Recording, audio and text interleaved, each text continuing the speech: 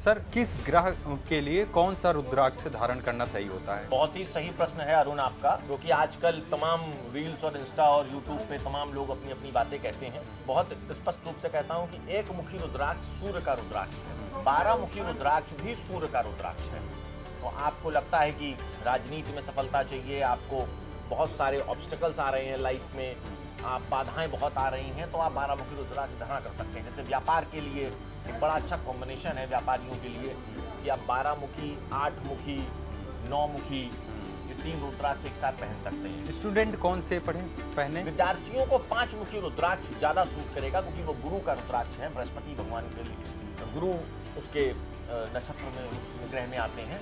चंद्रमा के लिए 2 मुखी रुद्राक्ष, जिनको अपने जीवन में पति पत्नी में आपस में समस्या आ रही है, संबंध परस्पर अच्छे नहीं रह रहे हैं, या भाग्य बहुत प्रबल नहीं है, भाग्य लग रहा है कि हमारा थोड़ा कमजोर है, उसको और मजबूत करना है, प्रेम संबंध भी हो सकते हैं, किसी भी प्रकार से आपस के संबंध है, तो उसके लिए 2 मुखी रुद्राक्ष धारण करें। और अगर पति पत्नी के संबंध है या उस प्रकार से, तो गौरी शंकर रुद्राक्ष भी पहन सकते हैं। मंगल ग्रह के लिए 3 मुखी रुद्राक्ष बताया गया है। जैसे यह वर्ष कहते हैं कि न्यूमरोलॉजी के हिसाब से मंगल का वर्ष है, तो इस वर्ष में आपको 3 मुखी रुद्राक्ष भी विशेष फल देगा। आपकी कुंडली में आपको लगता है कि मंगल ग्रह ज़्यादा परेशान कर रहा है, या आपको उस तरीके से रुद्राक्ष धारण करना है कि आपका कार्य पराक्रम का है, डिसिप्लिन का है, सेना का है, फोर्स का है, तो मंगल ग्रहों के सेनापति हैं। 4 मुखी रुद्राक्ष कहा जाता है बुध के लिए, तो ग्रहों के अनुसार भी आप रुद्राक्ष धारण कर सकते हैं। 5 मुखी मैंने आपको बताया गुरु। 6 मुखी रुद्राक्ष शुक्र देवता के लिए,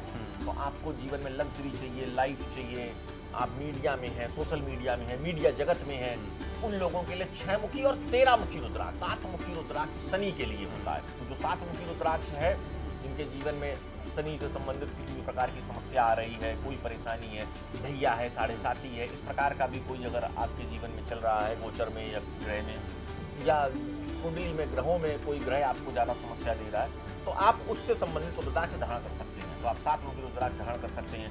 7 मुखी रुद्राक्ष पहन सकते हैं अगर 7.5 की आपको समस्या है। कई बार व्यापारियों को क्यों कहा जाता है 12 मुखी, 8 मुखी, 9 मुखी एक कंबाइंड करके पहनने के लिए रुद्राक्ष, क्योंकि ऑब्स्टिकल्स आती हैं व्यापार में। लोग हो सकता है कोई छुपे शत्रु भी आ जाएं, उस प्रकार की चीज़ें भी आ जाएं, तो उसके लिए कहा जाता है कि 12 मुखी और 8 मुखी क्या है, राहु का रुद्राक्ष है। 9 मुखी केतु के लिए रुद्राक्ष कहा गया है। इसी प्रकार 10 मुखी को कहा गया है कि ये भगवान विष्णु का रुद्राक्ष है, नारायण का रुद्राक्ष है। इसको धारण करने से नारायण ज़्यादा प्रसन्न होते हैं। महादेव तो सभी रुद्राक्षों से प्रसन्न हो रहे हैं। इसी प्रकार हनुमान जी के लिए 11 मुखी रुद्राक्ष है। 12 मुखी फिर से आ जाते हैं सूर्य के लिए, 13 मुखी फिर से आ जाते हैं शुक्र के लिए, जहाँ पर आपको राजनीति, politics, media, social media, entertainment, film जगत, सिने जगत, इन जगहों पे। 14 मुखी रुद्राक्ष जहाँ पर आपको प्रोक्रास्टिनेशन करना है, एनालिसिस करनी है, फ्यूचर प्रेडिक्ट करना है कि यहाँ ग्रोथ होगी कि नहीं, उस तरीके के उसमें आपको धीरे धीरे 14 मुखी रुद्राक्ष आप धारण करेंगे तो इसको मणि भी कहते हैं।